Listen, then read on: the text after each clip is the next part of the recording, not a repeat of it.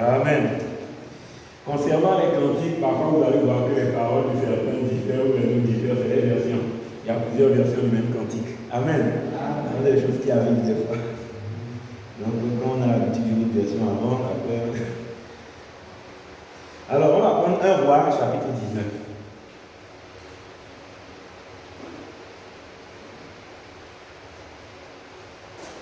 Dans la Bible, 1 Roi, chapitre 19.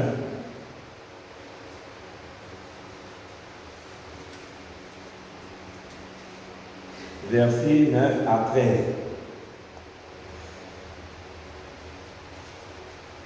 La Bible nous dit: et là, il entra dans la caverne et il y passa la nuit. Et voici la parole de l'Éternel lui fut adressée dans ces mots: que fais-tu ici, Élie?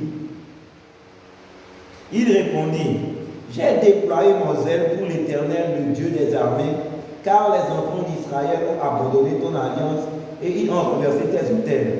Et ils ont tué par l'épée tes prophètes. Je suis resté moi seul et ils cherchent à m'ôter la vie. L'Éternel dit: sors et tiens-toi dans la montagne devant l'Éternel. Et voici l'Éternel passa. Et devant l'Éternel, il y eut un vent fort et violent qui déchirait les montagnes et brisait les rochers. L'Éternel n'était pas dans le vent. Et après cela, ce fut un tremblement de terre. L'Éternel n'était pas dans le tremblement de terre. Et après le tremblement de terre, un feu. L'Éternel n'était pas dans le feu. Et après le feu, un murmure doux et léger. Quand Élie l'entendit, il s'enveloppa le visage de son manteau. Il sortit et se tint à l'entrée de la caverne. Et voici une voix fit entendre ces paroles: que fais-tu ici, Élie? Amen. Vous allez vous asseoir. Que le Seigneur vous bénisse tous richement. Amen. Alors, vous avez tous entendu le texte que nous avons lu, n'est-ce pas? Nous sommes allés à l'école, nous savons lire, mais c'est Dieu qui nous révèle les profondeurs de cette parole à travers ce message que nous envoyons ce temps du soir. Alors, le titre de mon exhortation de ce soir, avant la prière, c'est un aspect de la puissance et présence de Dieu. Amen. Nous aimons beaucoup la puissance de Dieu. Nous aimons beaucoup la présence de Dieu. Mais c'est quoi exactement la puissance de Dieu? Et c'est quoi exactement la présence de Dieu? Quand on dit, non, je vais à l'église, je veux rencontrer Dieu, ou bien je veux voir la présence de Dieu, ou bien je veux la puissance de Dieu, tout ça, c'est quoi concrètement quand on demande la puissance de Dieu? Souvent, quand on attend quelque chose du Seigneur, le Seigneur agit à sa manière à lui. Mais nous ne comprenons pas. On a notre propre interprétation des choses, et après, quand Dieu agit selon sa manière à lui, on est confus. Un exemple biblique simple: les pharisiens dans la Bible, les Juifs, ils savaient qu'il y allait avoir un Messie qui allait venir. Nous savons que le Messie, c'est Jésus-Christ.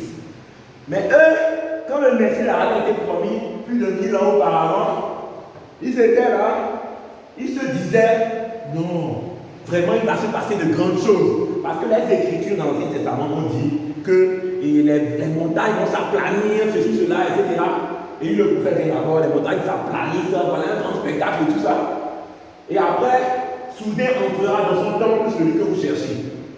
C'est ce que la Bible a dit.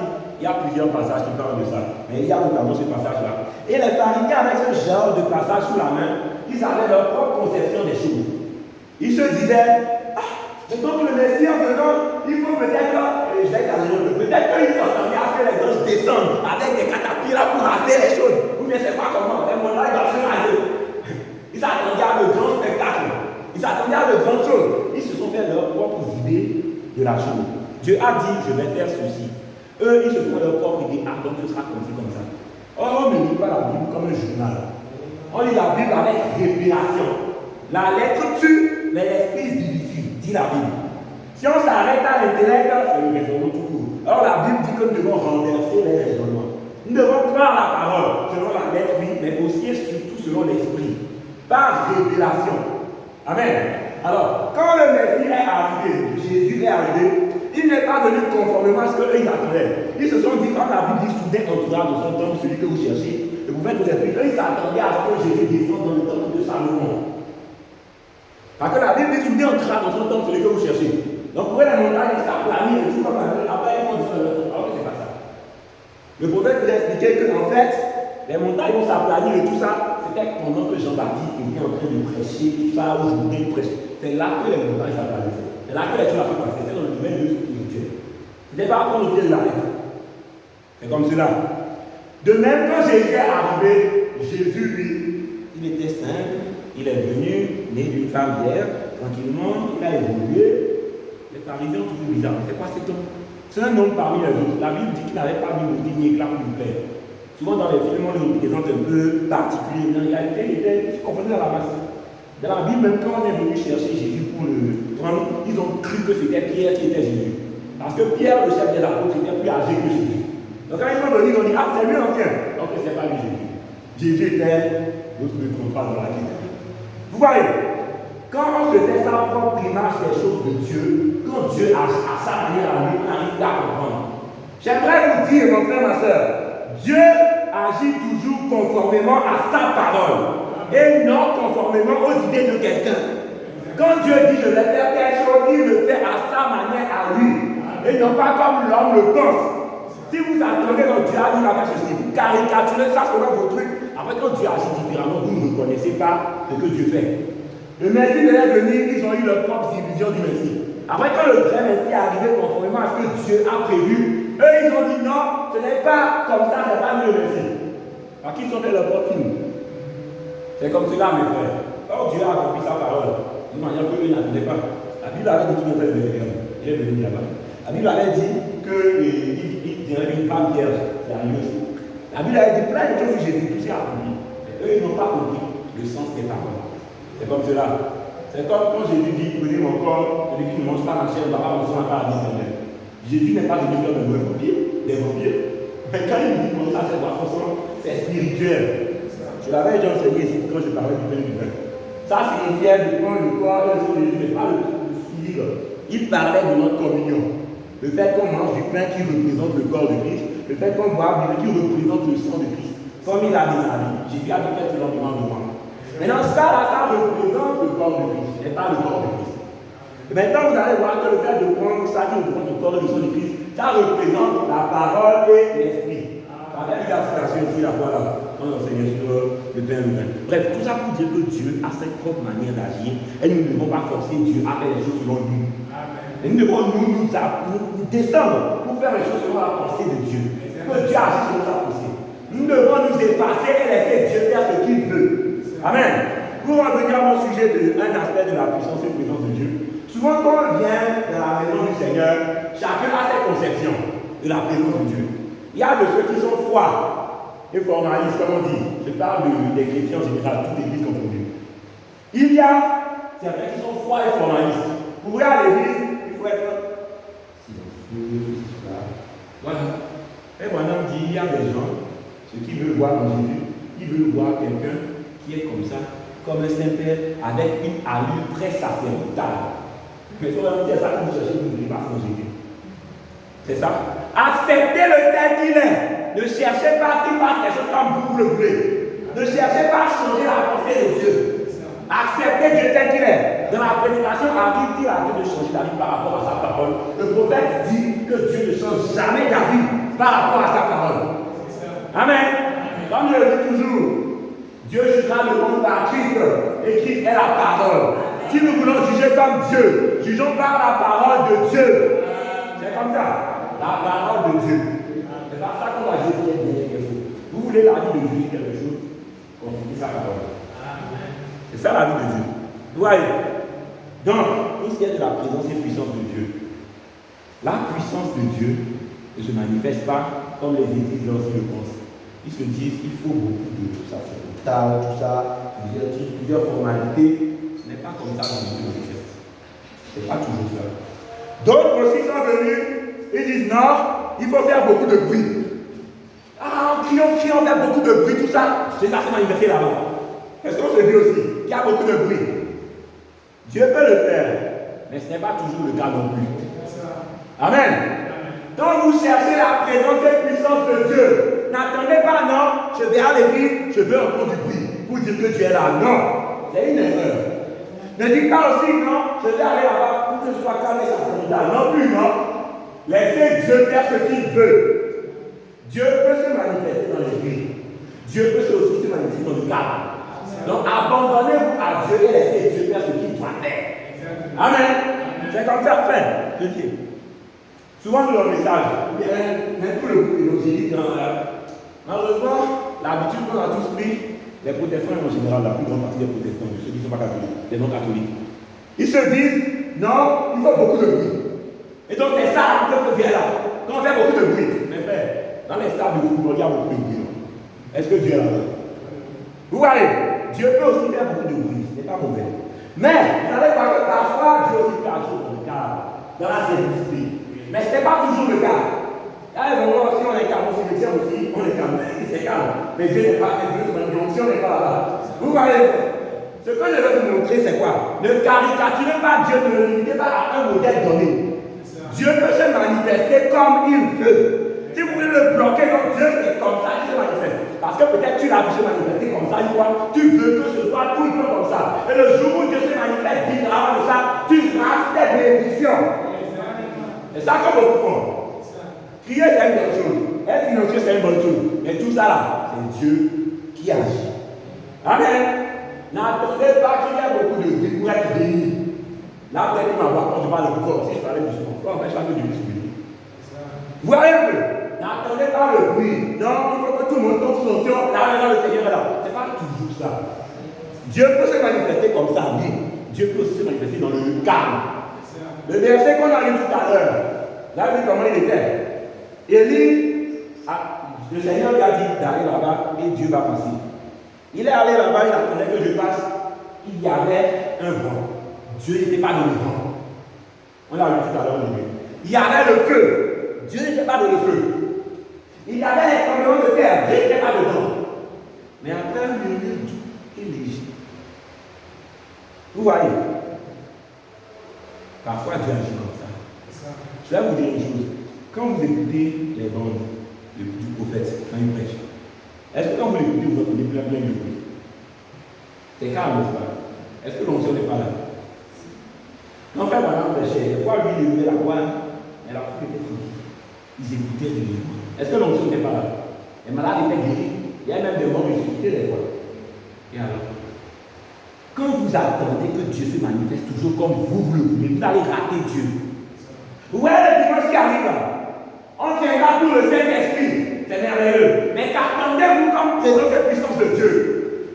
Est-ce que vous attendez que Dieu fasse pour chacun ce qu'il a prévu? Ou bien est-ce que vous attendez que Dieu agisse comme vous le voulez? Non, quand Dieu se manifeste, l'onction descend, comme la sœur nous a donné l'onction, moi aussi je dois trouver son onction. Non! C'est pas obligatoire. Dieu peut bien s'appuyer là pour l'autre, ça veut dire que je n'ai pas là. Pour toi. Beaucoup de gens se complexent là. Là, je répète, on n'est pas nombreux. Quand on n'est pas nombreux, c'est là que la bataille commence là. Vous allez voir. Les gens tombent comme ça, encore là, tout le monde dit non! Mes frères, je veux vous dire que si Dieu vous pousse à tomber sur l'onction, tombez. C'est pas mauvais. Mais si Dieu ne vous pousse pas, ne forcez pas. Amen. La sœur Lisa était un bon exemple pour ça, il s'approchait de marquer. Il y avait 2 jours d'après où l'onction était vraiment passionnante. L'une des fois, elle était calme. L'une des fois, il fallait tomber pour le faire avant de venir la famille. La deuxième fois, l'onction était encore là, elle était là. Vous voyez, la même onction peut te faire sauter, tomber, tout ça. La même onction peut t'amener dans une présence sacrée. Vous voyez, il y a les deux côtés. Jésus, quand il prêchait, vous avez déjà entendu, alors il faut tomber qu'il. Non, c'est pas mauvais, je répète. Mais ce n'est pas le seul modèle de manifestation de Dieu. Amen. C'est comme ça. Dieu a sa manière d'agir. Il fait ce qu'il veut. On ne pense pas Dieu. Amen. Je vais vous montrer un aspect. Une fois, je disais ici que la présence de Dieu, dans un contexte, n'était pas une bénédiction. Et les gens m'ont trouvé bizarre. J'étais dans un contexte précis. Dieu est toujours bénédiction. Mais il faut comprendre le contexte. Je vais une citation par exemple, ça, vous allez voir dans quel contexte il était. C'est ça que je parlais ici une fois. Alors, l'opprobre à cause de la parole. Cherchez le 23 décembre 1962. Paragraphe 31 à 32. Écoutez le problème. Je ne peux pas vous l'expliquer. Quand je dis la puissance du Seigneur, il vivait une expérience là, plus haut. C'est une expérience que vous connaissez tous, mais si vous êtes plus haut, vous allez voir. Paragraphe 31 pour Je ne peux pas vous l'expliquer quand je dis la puissance du Seigneur. Il n'y a pas de moyen d'expliquer cela.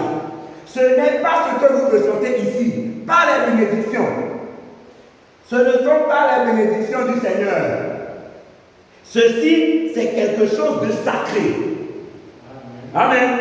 Le prophète avait une expérience dans la présence du Seigneur. Et cette expérience-là, ce n'était pas comme la vie content. Non, cette fois, c'était une atmosphère sacrée. Mes frères, quand Dieu n'est pas là, vous saurez qu'il n'est pas là. Quand Dieu est là, vous saurez qu'il est là. Même dans le cadre. Je prends un exemple de ça. La dernière fois seulement. On était dans l'atmosphère bénie ici. Personne n'a crié. Une autre fois le dimanche, on était dans l'atmosphère bénie ici. Les gens ont crié. Les deux sont très bien. C'est pas mauvais. Mais je veux que vous ne caricaturiez pas Dieu selon un modèle unique. Si tu viens d'une église où là-bas c'est le calme tout le temps, tu ne dis pas non, Dieu, moi quand j'ai manifesté, il va tout être calme. Non, il fait ce qu'il veut. Si j'ai pas de l'agitation, non, Dieu doit tout le temps s'agiter. Non, il fait ce qu'il veut. Quand Frère Abraham prêchait, c'était comment? Quand Jésus prêchait, c'était comment? Vous voyez, ça n'empêche pas. Le texte qu'on a lu là, le feu est venu, Dieu n'était pas dans le feu. Le vent est venu, Dieu n'était pas dans le vent. Et vous allez voir dans la même Bible là, à Pentecôte, le vent est venu, le vent est venu, le feu, tout ça. C'était la manifestation du Saint-Esprit. Et alors, Dieu fait ce qu'il veut. S'il veut faire fire, il va le faire. Ce n'est pas mauvais. S'il veut aussi faire atmosphère sacrée, il va le faire. Ne caricaturez pas Dieu selon un modèle précis. Dieu fait ce qu'il veut. Quand Dieu va descendre pour honorer sa parole, ne vous attendez pas que le pasteur vous le voulez. C'est pour ça que je disais la dernière fois que nous les prédicateurs, moi-même je suis dedans. Je suis délivré, ça va, mais on a un problème de prédicateur, c'est quoi? On a l'impression que si les gens ne crient pas beaucoup, on n'a pas bien prêché. Ça, moi-même, j'étais le chef de ça, j'étais dedans. Je jugeais mes prédications par le fait que les gens beaucoup crient ou pas. Mais c'est pas ça. Quand moi-même prêche, les gens crient beaucoup. Vous voyez, quand Jésus prêche, les gens crient beaucoup. Mais Dieu peut aussi faire ça. Souvent, au début, on voit beaucoup, voilà, vous pouvez, on essaye de voir là-bas. Mais après, quand on évolue à un moment donné, prêcher, on prêche les idées aux gens. Dieu fait ce qu'il veut. Quand Dieu veut faire, il va le faire. Quand Dieu veut, c'est un respect, il va le faire. Mais ne fabriquons pas. C'est tout. Ne fabriquons pas. Laissons Dieu faire. C'est tellement simple. Dieu fait ce qu'il veut. Il se manifeste comme il veut. Je vais continuer cette citation. C'est un cas où Dieu se manifeste. Écoutez ce qu'il dit. Ça, ce sont les bénédictions du Seigneur. Ceci, non, je vais vous prononcer. Je ne peux pas vous l'expliquer quand je dis la puissance du Seigneur. Il n'y a pas de moyen d'expliquer cela. Ce n'est pas ce que vous ressentez ici. Par les bénédictions. Ça, ce sont les bénédictions du Seigneur. Ceci, c'est quelque chose de sacré. Oh là là, c'est au-delà de tout ce qu'un mortel pourrait imaginer, voyez. Et ça me tracassait vraiment beaucoup. Ça, c'est pas une bénédiction. C'est un trouble. On est troublé. Voyez, c'est ça. Si seulement vous pouviez, si seulement je pouvais trouver un moyen d'exprimer aux gens ce que c'était, ou que la sensation que c'était. Ce n'est pas comme quand vous êtes assis ici qu'on a envie de se réjouir. C'est quelque chose qui met tous vos nerfs, qui fait que tous vos nerfs, c'est plus fort que la peur, c'est plus fort que l'effroi. Comment on dit, c'est un saint respect. Amen. C'est un saint respect. Il n'y a pas moyen d'expliquer cela. Amen. Je pourrais lire la suite, mais je pense que je vais laisser la suite. Vous voyez, mes frères, Dieu se manifeste comme il veut. Si tu attends seulement les moments où il y a des cris pour être béni, tu n'en auras pas. Si tu attends seulement, s'il y a tout le temps du calme plat pour être béni, ça aussi ce n'est pas le cas. Laisse Dieu être un Dieu de variété. Laisse Dieu faire les choses comme il veut. Ne forcez pas Dieu. Ne lui donnez pas ne lui imposez pas une manière fixe de se manifester. Parfois, quand on descend, tout le monde est dans ses respects, la conscience sacrée. Des fois, tu descends, tout le monde est dans les réjouissances. Des fois, tu descends, tout le monde pleure. Dieu fait ce qu'il veut. Mais frère, ne forcez pas Dieu à faire ce que vous voulez. Le dimanche arrive. Vous allez voir, si le Seigneur descend, ça se passera comment? Est-ce que vous attendrez seulement qu'il y ait beaucoup de feu? Non.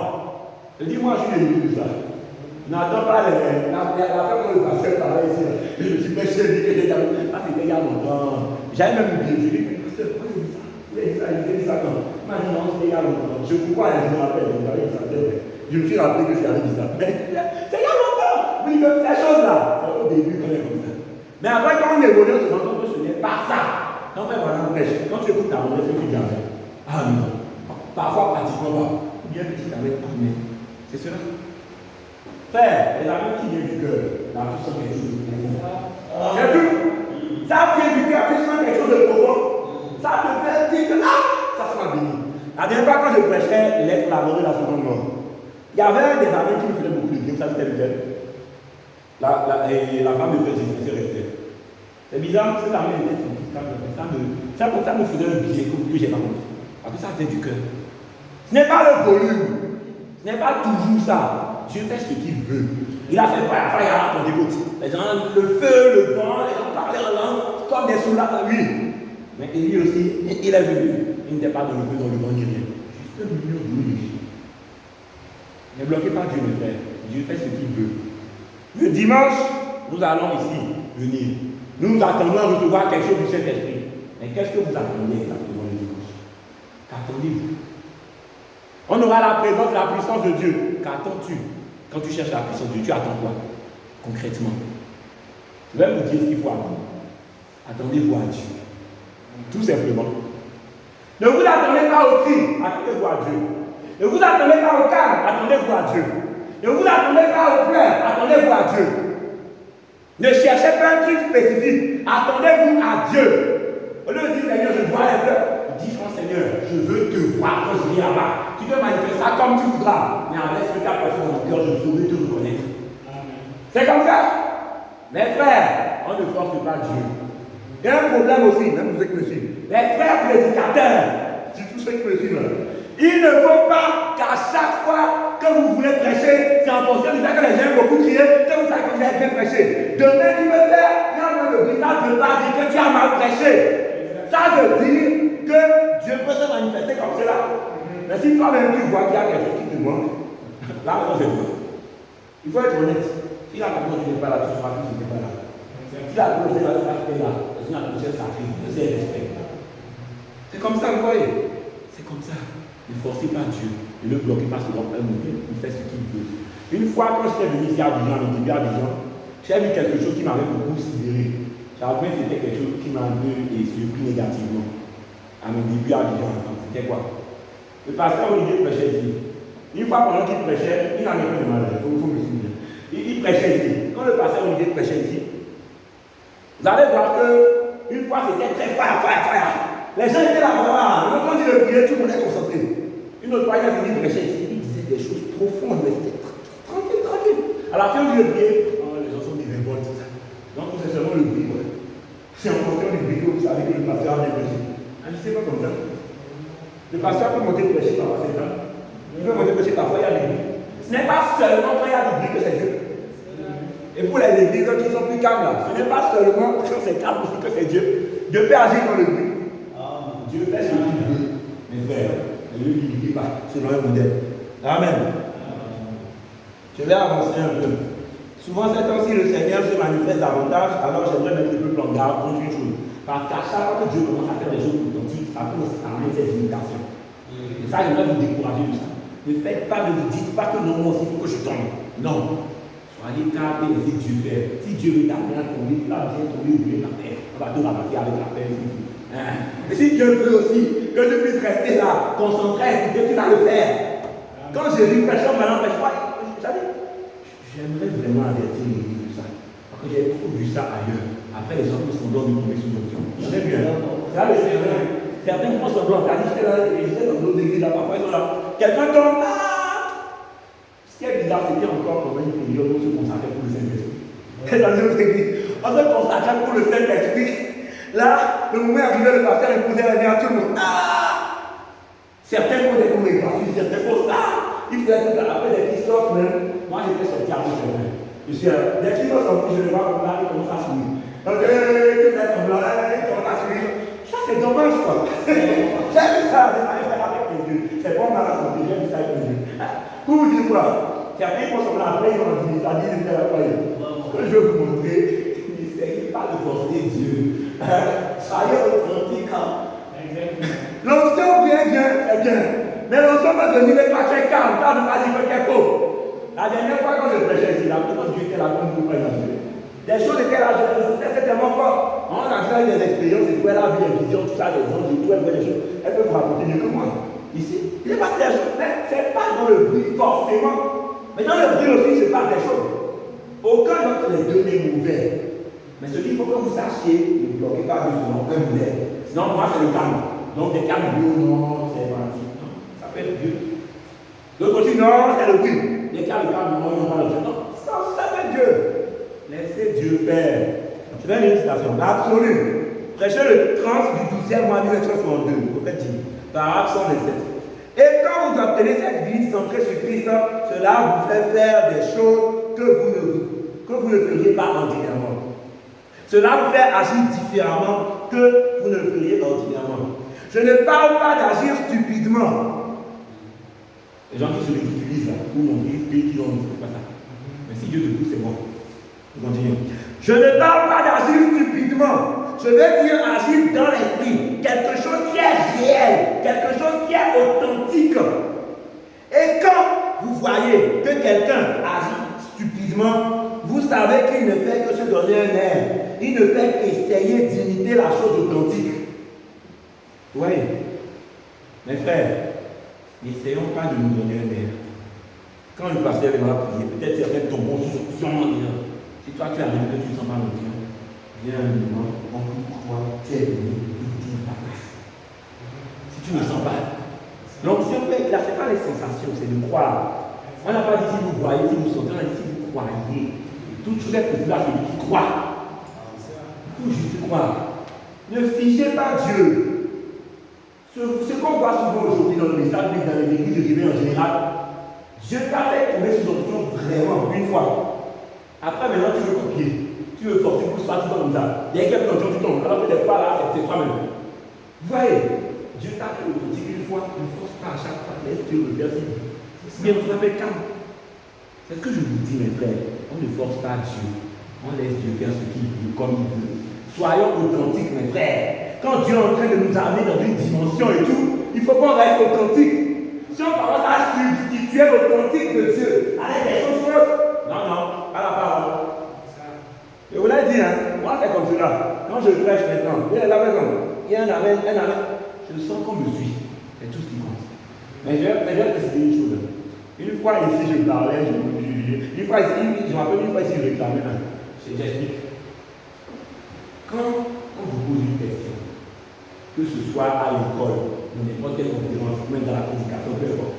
Quand on vous demande, est-ce que vous suivez, ou est-ce que vous comprenez, ou quelque chose comme ça, par politesse, il faut répondre. Vous comprenez? Ça, c'est même pas une question de politesse. Même à l'école, un exposé que quelqu'un fait où que vous soyez.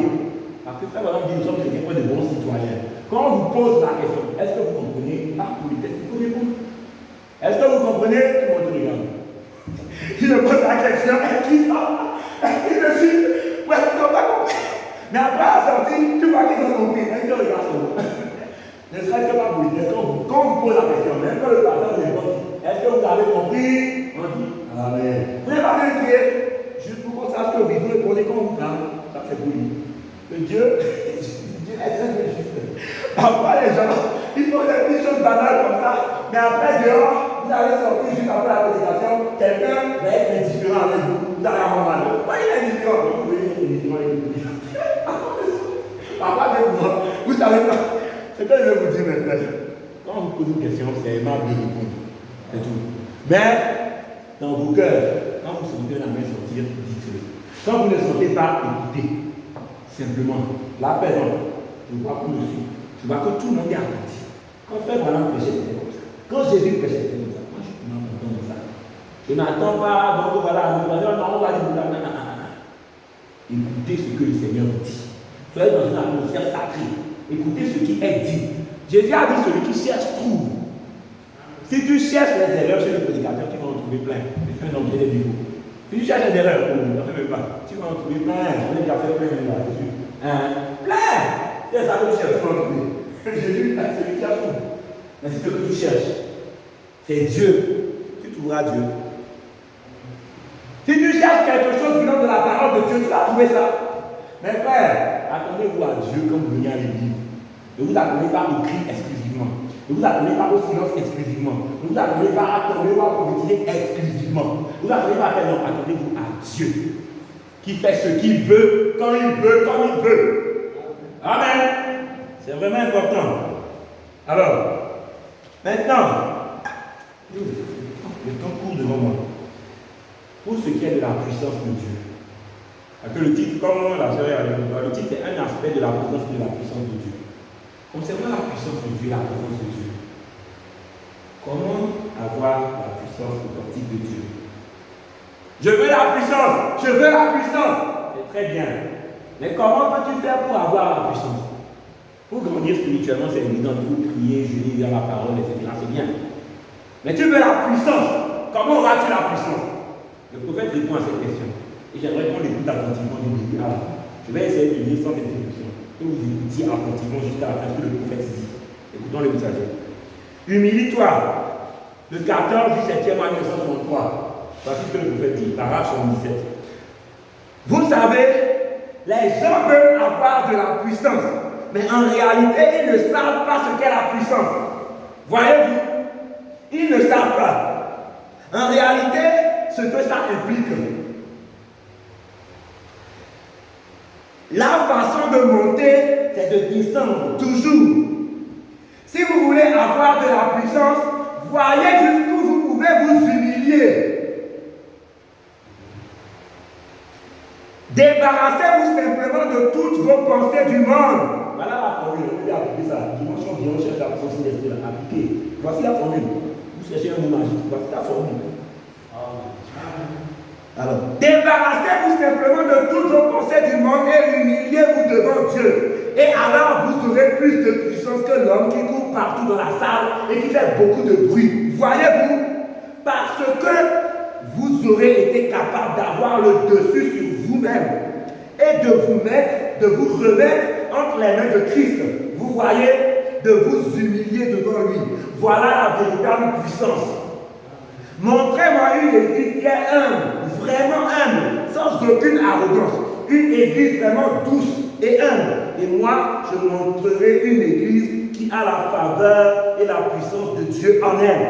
C'est vrai. C'est ça qu'il faut. Humilité. Vous humiliez devant Dieu. Laissez simplement Dieu agir à travers nous. On n'a pas besoin de faire beaucoup de bruit. Amen. Vous voyez. Comme c'est simple. Je répète. Parce que je veux équilibrer. Le bruit, ce n'est pas mauvais. Aujourd'hui, je suis dans un contexte qui vous montre qu'il ne se fait pas que comme ça. Le bruit n'est pas mauvais, c'est bien. Mais le bruit, ce n'est pas ça la formule pour que Dieu descende. Dieu peut descendre dans le bruit, il peut descendre dans le calme. On peut être en train de chanter, de louer Dieu, de dire Alléluia, ça, l'onction descend. On peut aussi être en prière, chacun en prière, calmement, l'onction descend. Les plus grandes expériences que j'ai vécues avec Dieu, c'était pas à l'église, c'était dans ma chambre, à la maison. C'est vrai. Les plus grandes expériences, c'est à la maison de ma chambre. C'est pas à l'église. Bien qu'à l'église aussi, il y a les visions des choses qui arrivent. Mais même à la maison, là, j'ai eu les plus grandes expériences. Dans la rue, à l'école, dans la cité. Même les malades guéris, tout ça. Je me rappelle quand on était en fait une guérisse. C'est toujours dehors. Dans la simplicité. Une fois, il y avait quelqu'un qui avait des maux de rein à cœur et à cœur bypass. J'avais parlé de ça ici, je crois. Il avait des maux de rein depuis 10 ans. 10 années. Il est allé à l'hôpital. L'hôpital a tout fait. Il n'arrive pas à guérir. Il est allé chez les marabouts. Les marabouts ont tout fait. Il n'a pas pu guérir. C'est un Sénégalais. Je suis allé le voir à cœur bypass. C'était en 2020. Son mari a compté 2010. Des fois, ça l'empêchait de marcher correctement. Des fois, excusez-moi de vous parler, c'est lundi. Des fois, ça m'empêchait de se sentir homme. Je pense que quelqu'un comprend. Vous voyez, il était là comme ça. Il ne pouvait pas. 10 années, hein. Pas 10 mois, 10 années, 2010 jusqu'à 2020. Je suis allé chez lui. Je lui ai parlé du Jésus, calmement. Je lui ai posé la main, j'ai dit non, Jésus, ah, mais bon, pas. Je suis parti pour moi. Le jour même, il a commencé à aller mieux. Dans l'intervalle de 1 mois, il était complètement guéri. Par le plus petit séquel, est-ce que j'ai prié? Non. Je veux vous montrer que parfois c'est dans le calme que Dieu se manifeste. Parfois c'est dans le bruit que Dieu se manifeste. Dieu fait ce qu'il veut. Ne bloquez pas Dieu selon un seul modèle, mais laissez Dieu faire ce qu'il veut. Mes frères, Les plus grands miracles que j'ai pu observer même dans mon ministère, c'était toujours la plupart du Seigneur. La plupart. Mes frères, avant on est là. La présence de Dieu est là. Sans le Dieu de Dieu, il est là tranquille. La dernière fois, c'était dans l'atmosphère. Vous allez voir, on va prier tout à l'heure. Entrez dans l'atmosphère. Laissez Dieu faire. C'est tout ce qui compte, mes frères. Moi, je suis vraiment content. Parce que je sais que Dieu est réel. Et que quand on s'abandonne à lui, quand on fait simplement ce qu'il dit, les choses se passent très bien. Dieu, lui, ne faillit pas. C'est toujours nous qui faillissons. Seigneur, pourquoi ma relation avec toi faillit? C'est toujours de ton côté pour chercher l'erreur, pas chez Dieu. Dieu, lui, ne fait jamais d'erreur. Amen. Bon, je n'ai pas le temps parce que le temps est pratiquement fini. Je vais lire une dernière citation pour vous laisser. Ça, c'est une citation. Je vais vous raconter un petit témoin de sens. Pendant que j'étais en train de préparer cette méditation, au moment où je suis en train de finir, j'étais en train de noter à la citation. Le Seigneur m'a ouvert les yeux. J'ai vu une lumière qui est venue sur ma table. C'était très réel, comme je vois la lumière là, très clair. C'est pas un flash. Il est là, tout le temps de regarder, je suis en train de le voir, très clarifié. Il venait comme ça, doucement, il faisait le mouvement dans la et il venait et il me montrait une citation particulière. C'est ça que je vais lire tout de suite. C'est ça qu'il me montrait. Et je vais lire ça tout de suite. J'ai noté ça là et je vais le lire. C'est une citation que j'ai déjà lue ici. Mais elle est très importante et les gens ne font pas assez attention. Écoutez le message, c'est la dernière citation. Un absolu, paragraphe 310. Non, c'est ça, 310. Prêché le 27 du 1er mois 1963. La valeur d'un homme ne se mesure pas par la grosseur de ses biceps, par le volume de ses muscles. C'est par son caractère que la valeur d'un homme se mesure. C'est tout à fait juste. Et ce caractère vient de la parole de Dieu et de la parole seule. Si on réalisait l'importance de ça, on n'allait pas se glorifier de faire beaucoup de tâches. On allait se glorifier de notre caractère chrétien. Mes frères, la valeur d'un homme se mesure par son caractère. Et ce caractère est de la parole. Tu le vois que quelqu'un est un grand chrétien, ou un petit chrétien, ou cela chrétien. Ce n'est pas parce que je prêche, pas du tout.